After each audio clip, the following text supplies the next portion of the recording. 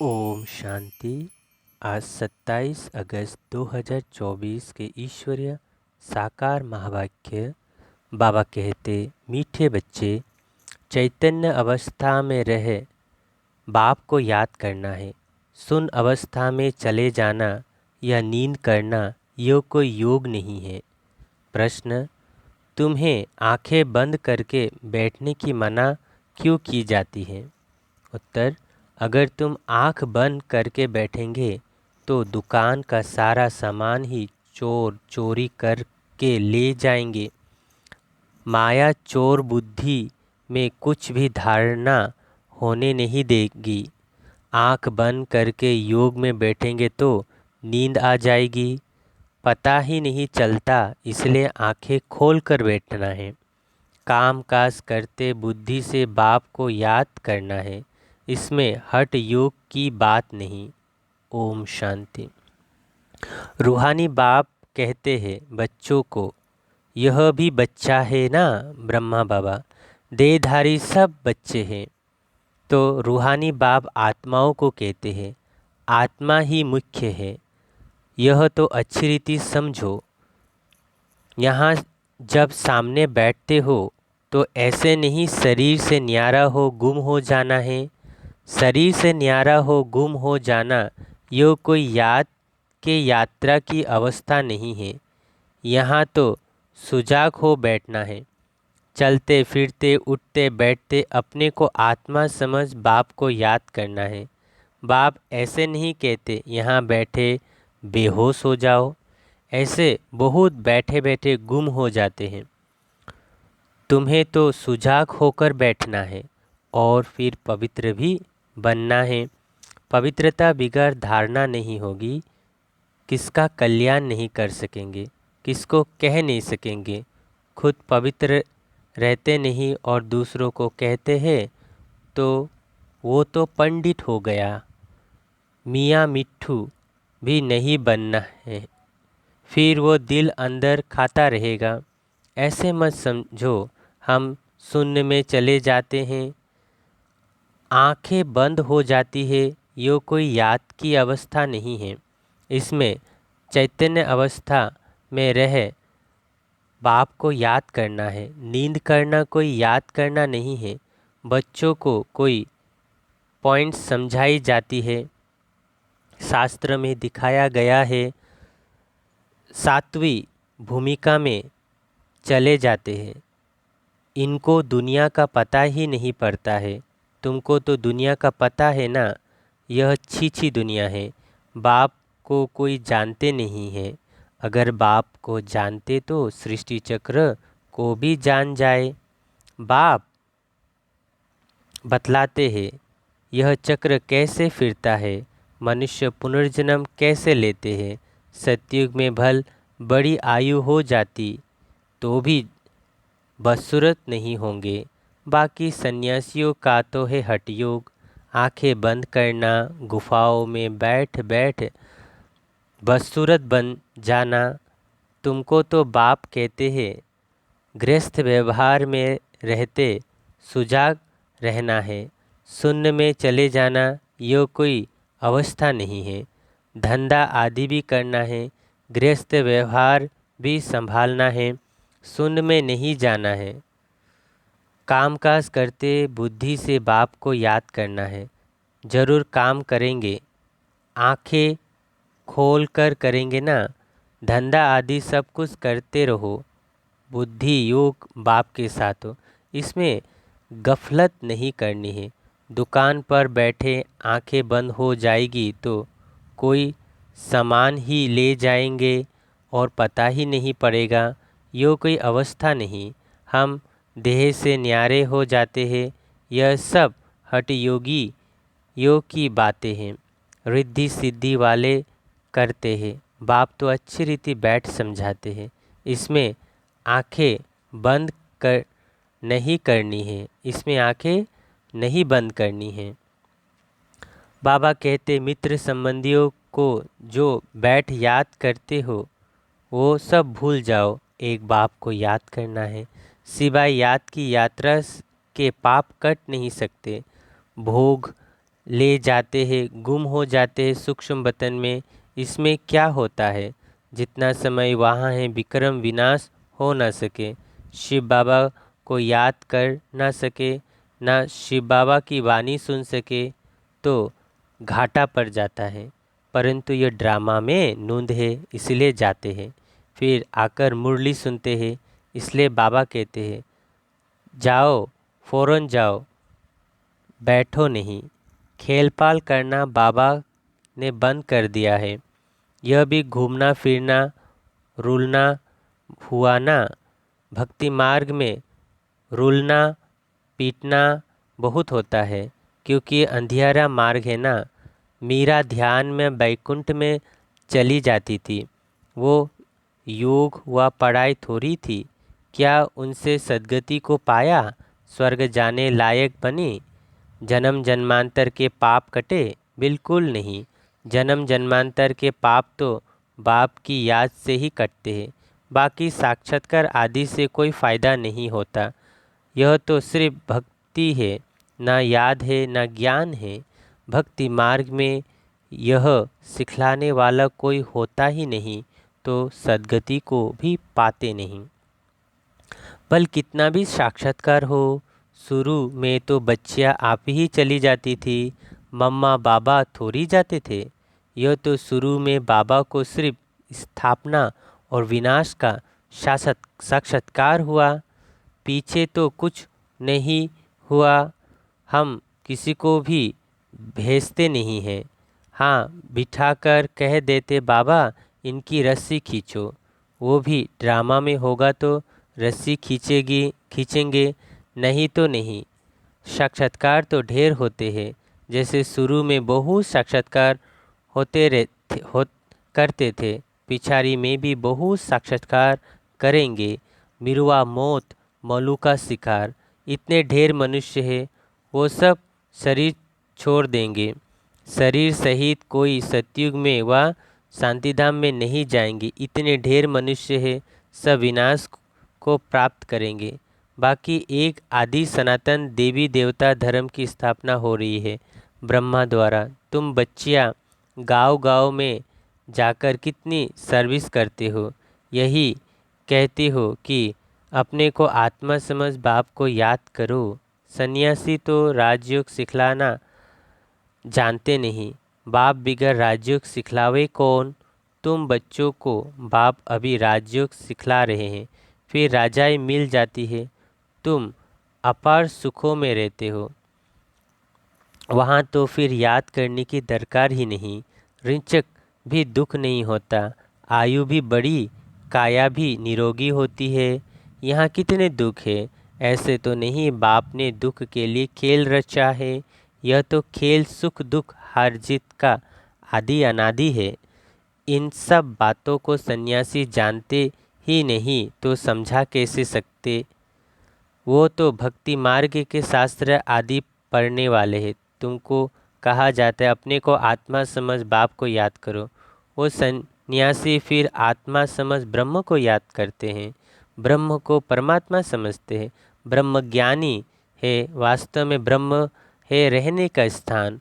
वहाँ तुम जहाँ तुम आत्माएं रहती हो वह फिर कहते हम उनमें लीन होंगे।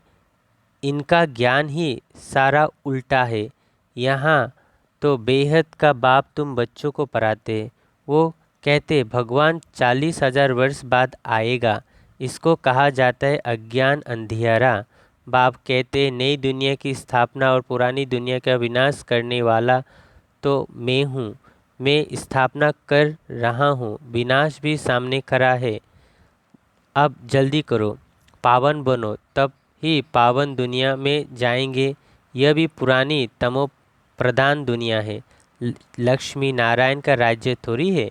इनका राज्य नई दुनिया में था, अब नहीं है। यह पुनर्जन्म लेते आए हैं।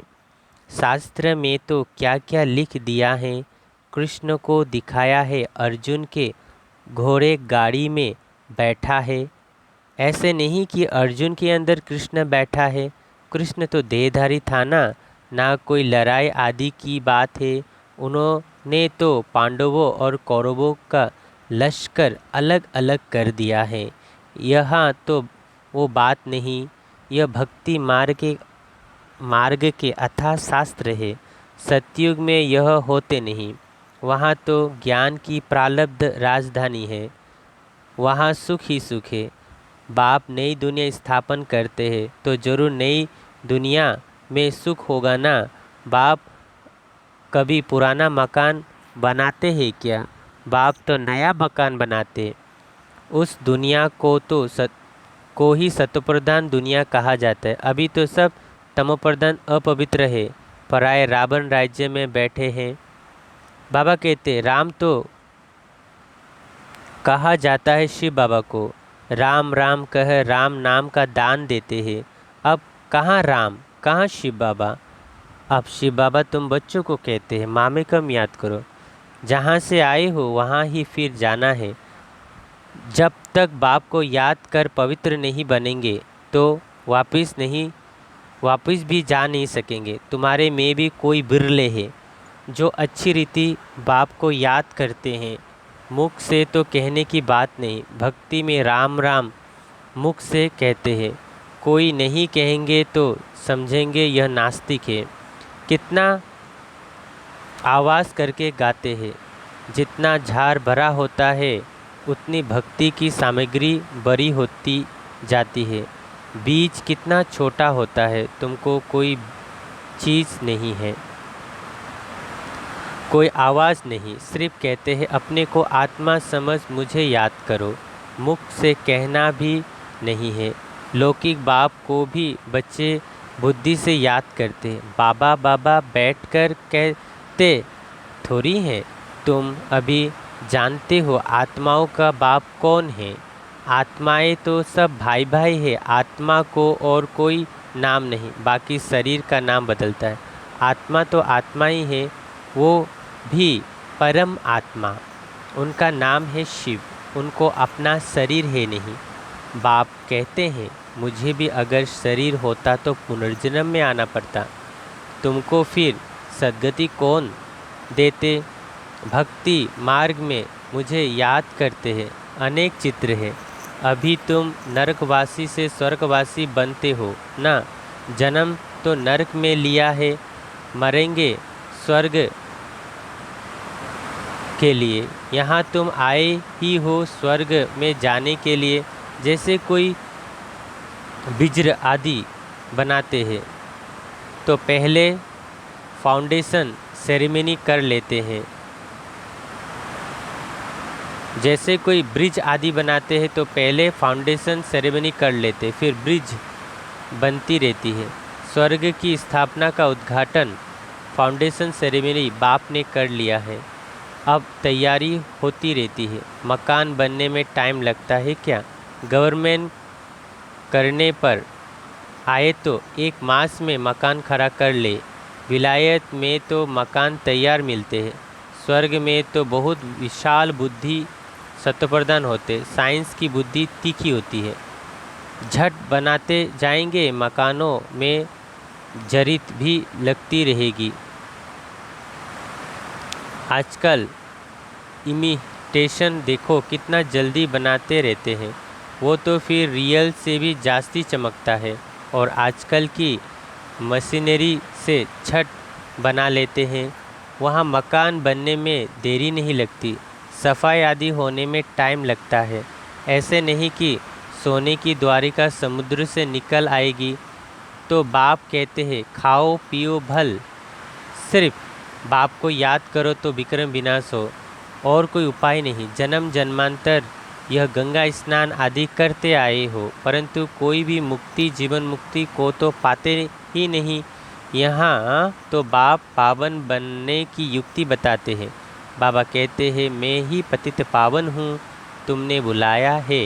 हे पतित पावन बाबा आओ, आ करके हमको पावन बनाओ। ड्रामा पूरा हुआ तो फिर सब एक्टर स्टेज पर होने चाहिए, क्रिएटर भी होना चाहिए। सब खेल सब खड़े हो जाते हैं ना। यहाँ यह भी ऐसे हैं। सभी आत्माएं यहाँ सभी आत्माएं आ जाएगी, फिर वापस जाना पड़ेगा। अभी तुम तैयार नहीं हुए हो, कर्मातीत अवस्था ही नहीं हुई है तो विनाश कैसे होगा। बाप आते ही है तुमको नई दुनिया के लिए पराने। वहाँ काल होता नहीं, तुम काल पर जीत पाते हो। कौन जीत पहनाते हैं? कालों का काल। वो कितनों को साथ ले जाएंगे, तुम खुशी से जाते हो। अब बाबा आए हैं सबका दुख दूर करने के लिए, इसलिए उनकी महिमा गाते हैं। गॉड फादर लिबरेटर, लिबरेट करो दुख से, शांतिधाम सुखधाम में ले चलो। परंतु यह तो मनुष्यों को पता ही नहीं कि अभी बाप स्वर्ग की रचना कैसे रचे। तुम स्वर्ग में जाएंगे, वहाँ झाड़ बहुत छोटा होगा, फिर वृद्धि को पाएगा। अभी और सब धर्म है, वो एक धर्म है नहीं। नाम रूप राजाएं आदि बदल जाती है। पहले डबल ताज फिर सिंगल ताज वाले होते।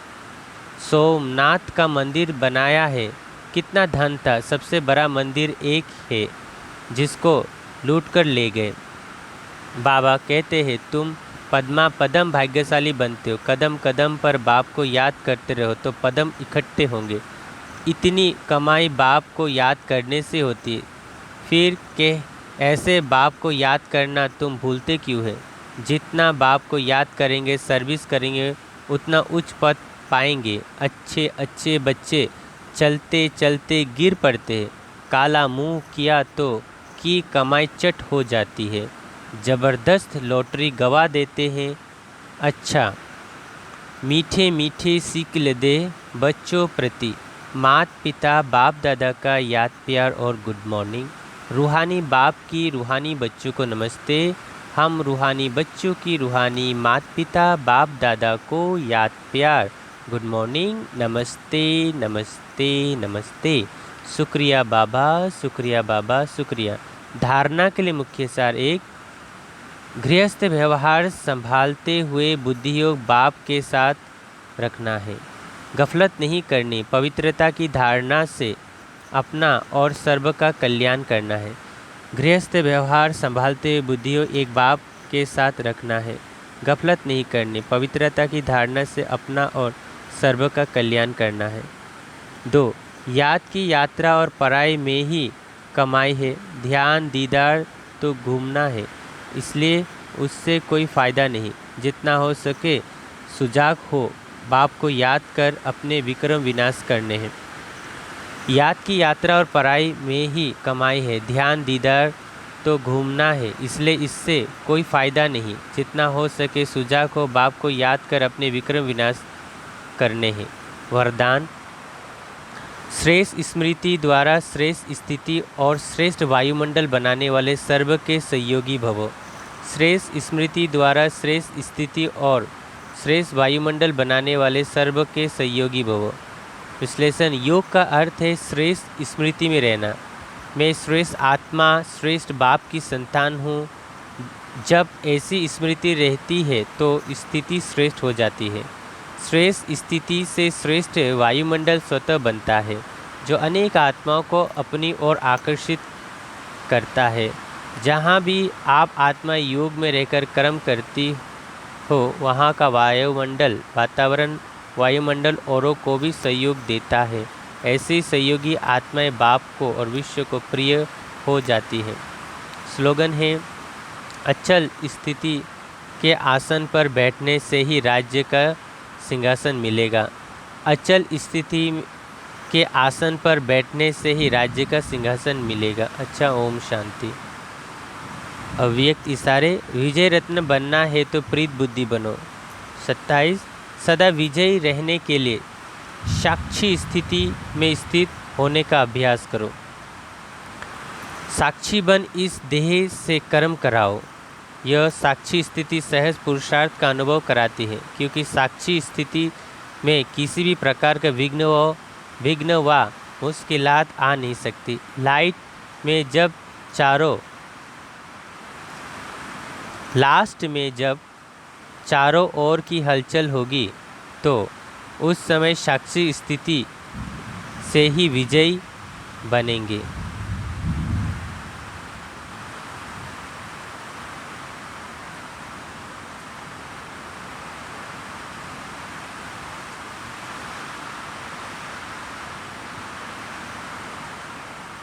ओम शांति।